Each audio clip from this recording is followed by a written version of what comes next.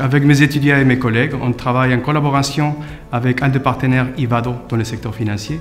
Le but de ce projet, c'est de mieux comprendre l'information et les signaux encryptés dans les marchés boursiers d'aujourd'hui. Un des défis qu'on constate, c'est l'apparition des entités financières qui opèrent et qui déploient des algorithmes à haute fréquence et nous on étudie l'impact que ces algorithmes peuvent avoir dans l'environnement financier.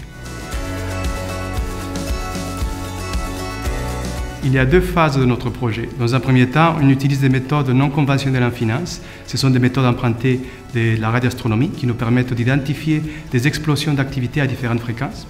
Une fois cette identification faite, on passe à des algorithmes d'apprentissage non supervisés pour classifier ces algorithmes selon leur nature et agressivité. Dans une deuxième phase, on cherche à aider le partenaire à développer des algorithmes dits intelligents qui pourraient évoluer dans un environnement changeant en utilisant ce qu'on appelle le reinforcement learning ou apprentissage par le renforcement. Le reinforcement learning, c'est les méthodes qui sont derrière les voitures autonomes.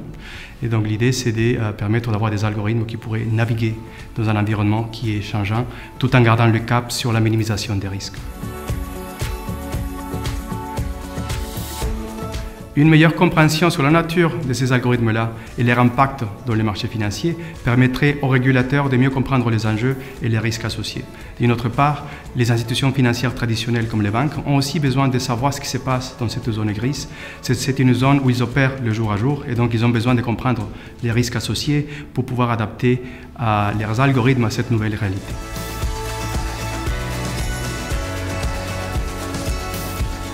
Un enjeu majeur est de rendre la zone de haute fréquence dans les marchés plus transparente.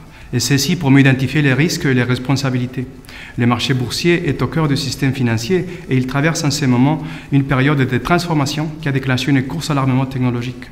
De nouvelles entités apparaissent sur les marchés dont l'objectif primaire est de capitaliser sur leurs avantages technologiques en termes de vitesse et de capacité de cacher leurs intentions dans de hautes fréquences.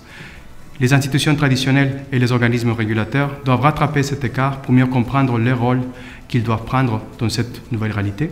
Et ceci pour les bénéfices du système financier qui reste un secteur d'activité important dans notre économie d'aujourd'hui.